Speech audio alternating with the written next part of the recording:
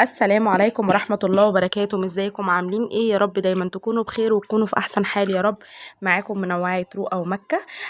طبعا انا النهاردة جاية لكم بطريقة عمل البصارة، طريقة سهلة جدا جدا. طبعا انتوا شفتوا الصورة اللي في المقدمة في الاول، اتمنى ان هي تعجبكم وتنال رضاكم. مكونات سهلة جدا جدا، ما فيهاش اي حاجة صعبة، ما فيهاش توابل كتير، ما فيهاش اي حاجة صعبة خالص، اتمنى ان هي تعجبكم.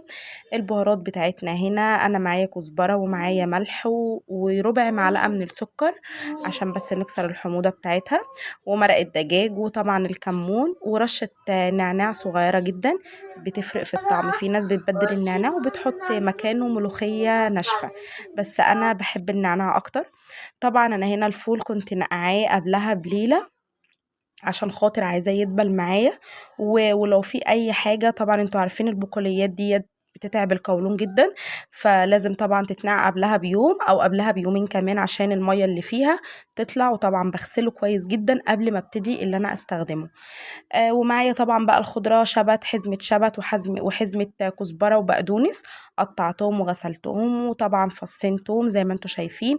استنيت الميه غليت، نزلت بالفول. انا هنا كنت عامله نص كيلو من الفول، عليه حزمه شبت وبقدونس وكزبره، وعليه بصلتين مقطعهم زي ما انتوا شايفين كده، والبهارات اللي انا قلت لكم. هو كله في حله واحده، ما فيهاش اي حاجه صعبه خالص.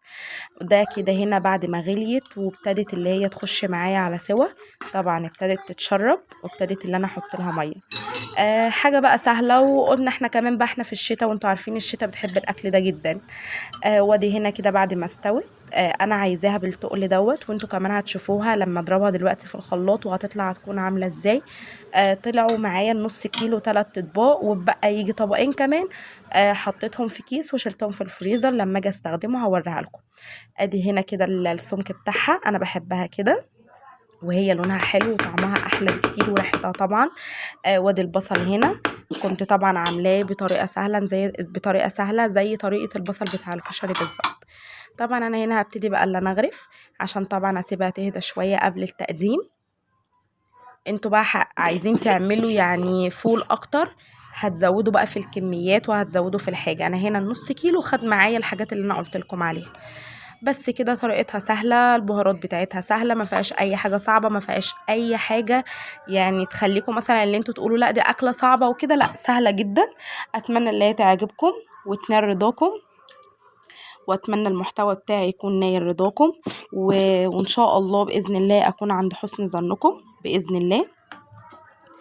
ادي انا هنا كده اهوت بفضل بصوره في الاطباق زي ما انتوا شايفين. طبعا البصل هحطه على الوش. عايزين بقى تكتروا في البصل اكتر براحتكم، بس انا بحبه يكون مناسب، ما يكونش كتير، لان ما تنسوش كمان اللي احنا حاطين بصل مع البصاره وهي بتستوي. وهنا كنت عامله جنبها قوطه مخلله وفلفل مخلل، وطبعا هنا بقى كان جنبها الفلفل والقوطه زي ما انا ما قلت لكم. هبقى انزل لكم طريقه التخليل في صندوق الوصف، واشوفكم على خير في فيديو جديد، واقول لكم السلام عليكم ورحمه الله وبركاته.